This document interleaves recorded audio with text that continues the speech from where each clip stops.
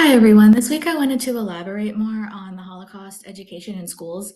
Last week I had researched and discussed why the Holocaust should be taught in schools, and now I want to expand on that and go into the challenges that teachers face when teaching the Holocaust and making lesson plans for their classes.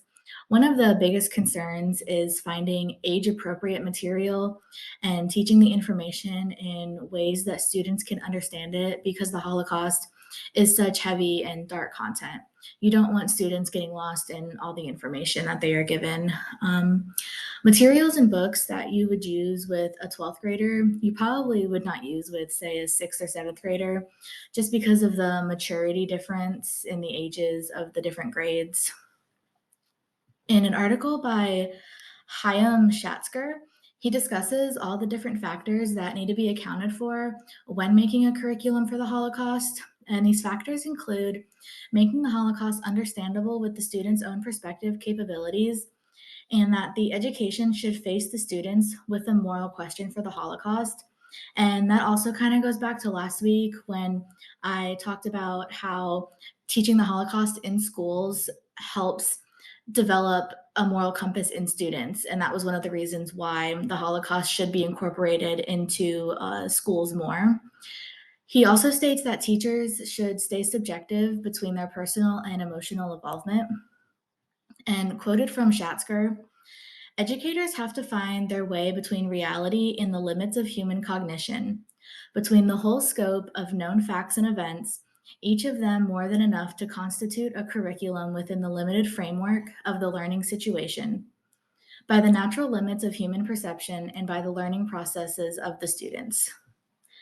So, with the whole idea of teaching from a student's perspective and understanding, an article by Jeffrey Short titled Teaching the Holocaust, The Relevance of Children's Perceptions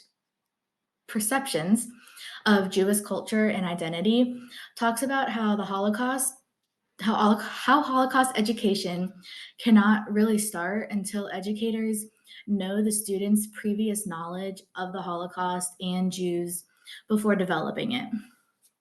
He also stresses the importance of students seeing Jews as not just a religious group, but also as an ethnic group, and how that can affect the way students look at the events of the Holocaust.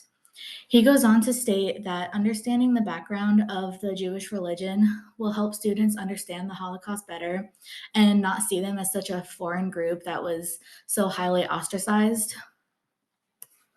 And then for my third article by David Lindquist, which he pretty much just summed up the same ideas as the two previous articles.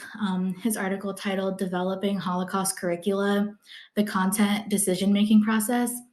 He had 4 things that needed to be considered before teaching the Holocaust, and really any material for that matter.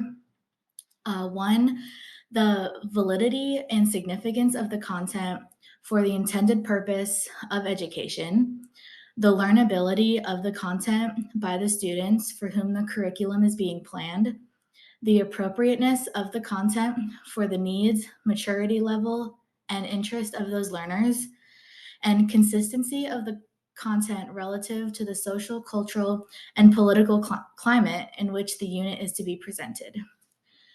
So each element of an educator's curriculum should be carefully planned out because the Holocaust has so many layers to it, and it can get complicated for both teachers and students.